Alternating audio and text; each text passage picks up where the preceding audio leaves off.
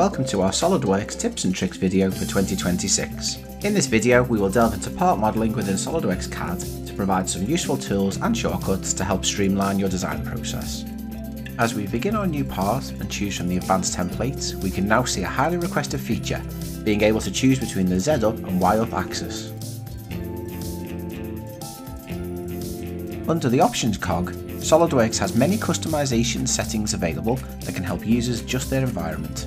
This makes it a breeze to change colours of items in the model space, make folders in the feature tree always visible, or even reverse the mouse scroll wheel direction, great for those moving across from AutoCAD.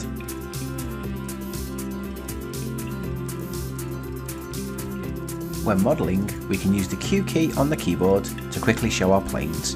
Be sure to keep an eye out for our flyout shortcut bars so we can head directly into a new sketch quickly. If we hold down the right mouse button, we see the mouse gesture circle. This gives us access to common tools that help streamline the modelling process. A right click of the command manager provides access to other toolbars such as the ever useful standard views toolbar and more dedicated customization options. Here we can increase the icon sizes, create custom keyboard shortcuts, and build our mouse gesture circle to suit our needs. Using our mouse gestures, we can now sketch a horizontal line and quickly add a dimension. Remember that the first dimension placed will also scale the sketch to suit. We can easily change a line to construction with Alt-C on the keyboard. The line now provides us with a good grounding to start building our part. Once our circle has been sketched, a right click will show the recent commands so we can jump straight back in.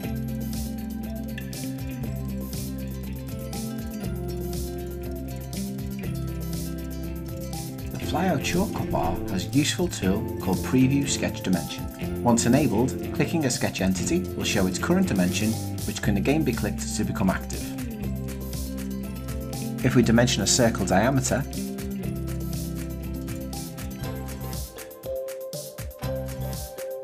we can rotate it using the point above the value. A right click also brings up the display options, which allow us to alter how the dimension is displayed, such as radius or diameter. Selecting two entities allows us to manually choose the relation that is created, in this case a vertical relation between the two centre points. Sticking with the subject of circles, we can easily dimension between the minimum and maximum radius of a circle by choosing when to hold down Shift on the keyboard. For example, if we hold Shift then choose the edge of a circle, release Shift and select the next circle, we have a dimension between the edge of one to the midpoint of the other. Other combinations are also possible, so why not give it a try during your next part creation.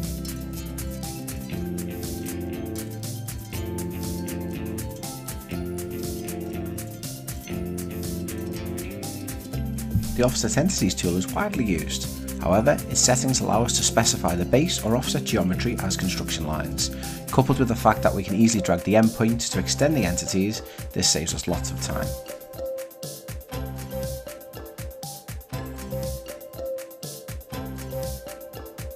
We can also click the endpoint of dimensions to reverse their pointing direction and clean up the display. Another common tool is Power Trim, but if we explore its settings more closely, there are two tick boxes which can make trimming entities a breeze. We can choose to keep any trimmed entities as construction geometry and also choose to ignore any construction lines whilst trimming.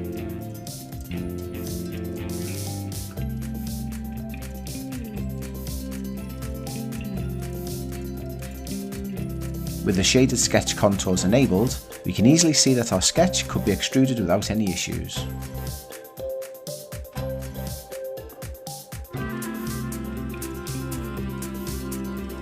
After placing a sketch line, we can quickly add a tangent arc with relations by dragging away from the endpoint, then back to the same point and away once again to create the arc. By changing the direction we drag away from the endpoint, we can also change the direction of the arc.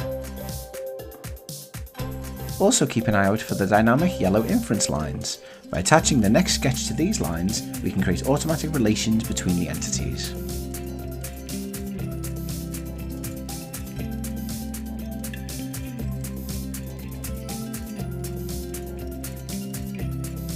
We can now build up the remaining sketch, making use of our Relations in the Property tab and using the previewed dimensions to quickly adjust their sizes.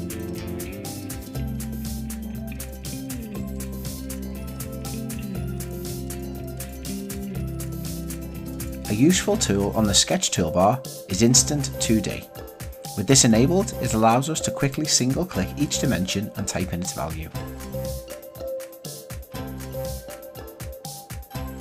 If you ever need to create an angle dimension for a line, we can easily do this without extra geometry. If we click the line to be dimensioned as normal, but then with a second click select the endpoint of the same line. This presents us with directional arrows that we can then select to link our dimension and create our angle.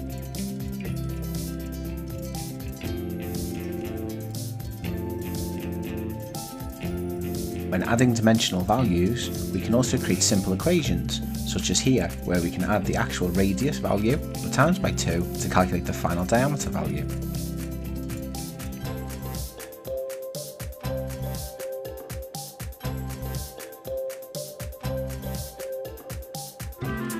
Also, when creating dimensions, remember to pay attention to where you dropped your dimension. Different placements will return different values, such as this angle here. Once again, we can use Instant 2D to tweak our final sketches quickly.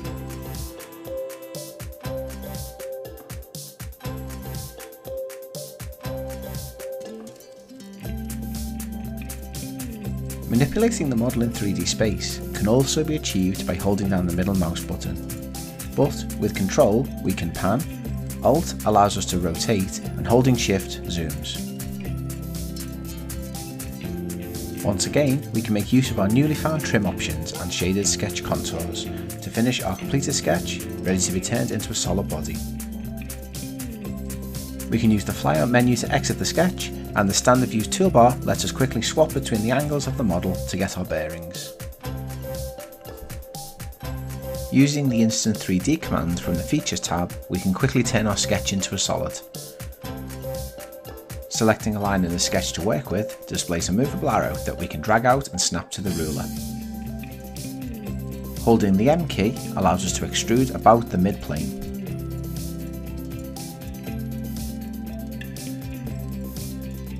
For our next sketch, we will use the Humble Rectangle tool. If we investigate its properties, we can see the options to add construction lines and also choose their position. It is also possible to switch between the type of rectangle using the A key. Setting to From Midpoints give us easy access to the midpoint of the line more quickly.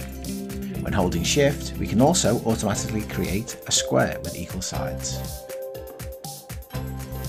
Sometimes it can be easier to place a sketch than position it later on. By default, sketch points will auto snap to other entities, but holding Control allows us to move or place an entity without snapping to other items.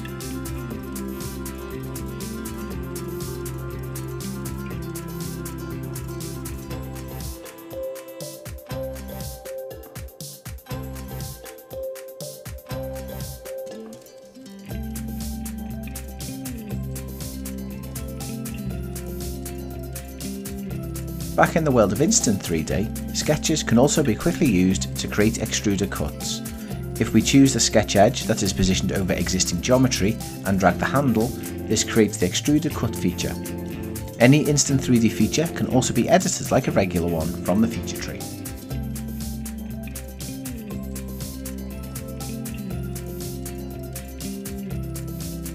Sketch points can also be used to great effect to speed up other features such as patterns. Here we can create a sketch point and dimension to existing sketches by making them visible. Expand the feature linked to the sketch and right click and choose Show.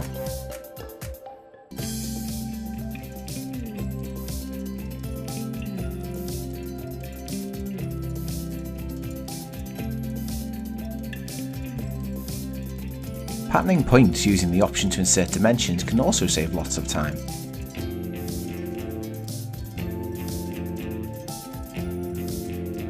Remember that dimensions can also be quickly linked, entering the equal sign and selecting the existing dimension. With a pattern, instances can be changed directly without having to edit the feature. Just double click the value to make the change.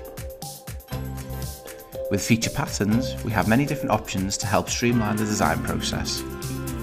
If we drop down linear pattern in the command manager, we can see the various types of pattern. One useful tool is sketch driven pattern. This can make use of points within a sketch to duplicate features quickly. We can choose the sketch that is the basis for the pattern. In this case, it is the point that we created previously. Then, select a feature or body that will make up the pattern. Adding additional points to the underlying sketch can quickly populate the pattern with the new locations. The arrow keys can be used to rotate your model in set increments, and sketches can be hidden using the flyout menus. These flyout menus can be found throughout SOLIDWORKS. One notable use is during the fillet creation. When we choose an edge to fillet, the flyout appears and presents us with various options to speed up with fillet creation by automatically adding similar edges. These get added to the selection ready for editing.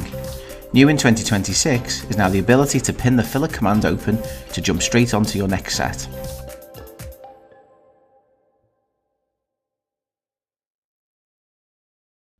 While filleting, the multi-radius fillet option shows us flyouts for each of the chosen edges. These can be independently edited as desired.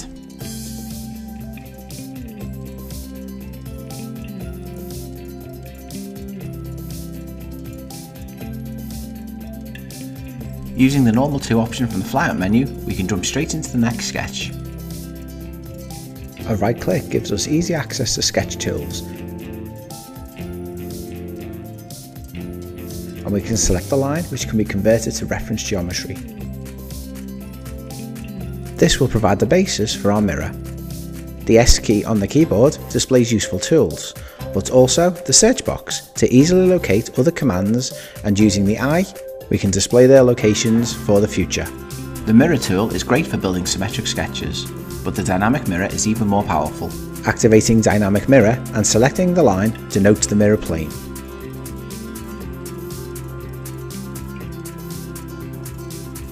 Now, any sketch lines are drawn automatically, created on the opposite side.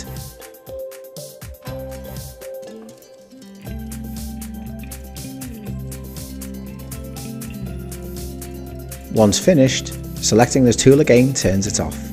Any of the tools can be quickly added to the command manager by dragging and dropping them from the search. Whilst fully defining our sketch, we can easily use the relations to link similar entities, such as arcs, which can be made equal. When adding a dimension between a centre line and other entity, moving the mouse across the centre line provides the diameter across the two.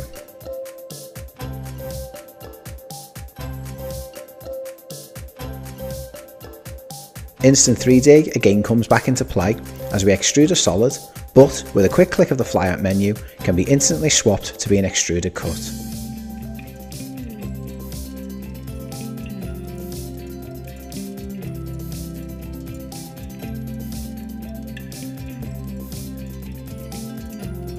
For our next sketch, the standard mirror command can be used.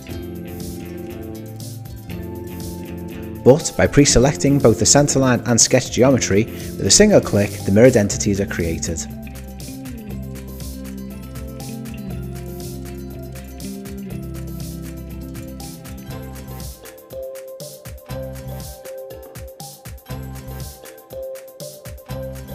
Once again inside the sketch, Instant 2D can be used to adjust the sketches by dragging the dimension ends, while we make use of symbol equations with an equal sign, selecting a dimension and dividing it by 2.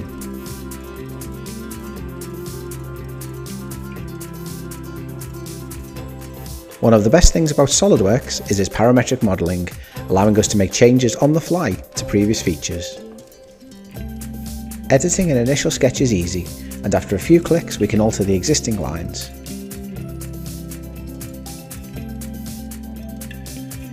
Using Fit Spline allows us to create a single unbroken spline from the chosen entities. Any errors that appear can also be easily fixed.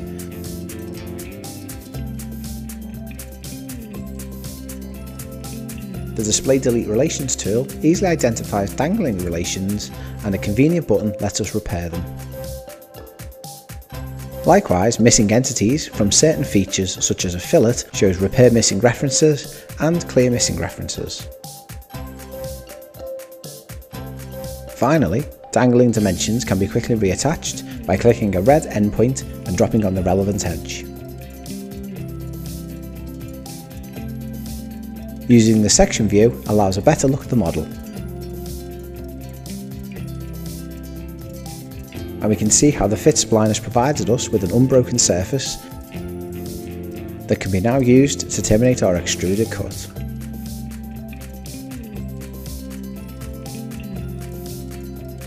Many features also provide us with the option to choose our starting point with the From option selection.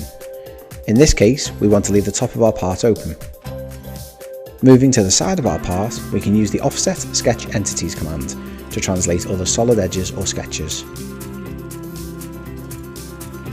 Contour selection options let us choose the exact region we want to work with.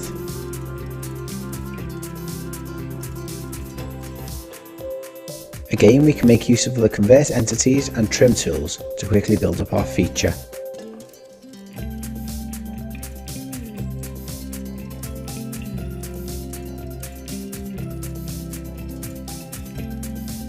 When adding fillets,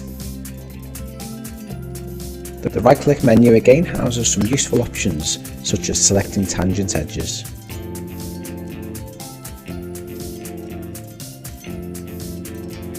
As we have designed our part with symmetry in mind, features can be mirrored about multiple planes as part of the same operation. Other features can be created without any additional sketches. When working with a sweep, for example, for our profile, instead of creating a new sketch, we can use the circular profile option and specify a suitable diameter to sweep.